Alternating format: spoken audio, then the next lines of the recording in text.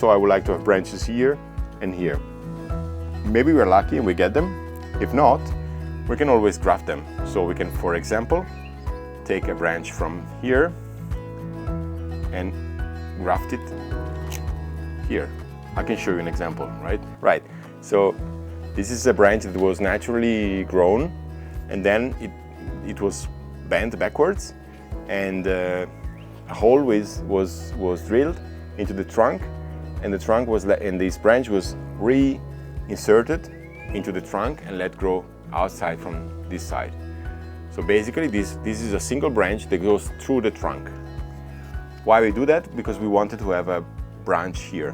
By letting this branch grow, at one point you have this branch, this part of the trunk thickening so much that it gets strangled by this part of the trunk. And then when it gets strangled, the cambium layer of this branch merges with the cambium layer of this trunk, and this becomes completely connected with this side of the tree. At this point, we can cut these away, and this will be a normal, will be looking like a very normal branch. How do you know when to cut exactly? I didn't Well, get it. Basically, you will see, you already see that this branch is thicker than the initial part. It means that the sap that is coming back from these leaves doesn't go back here, but it's already connected to the remaining trunk. So this part is not fed anymore by this part. We can already cut.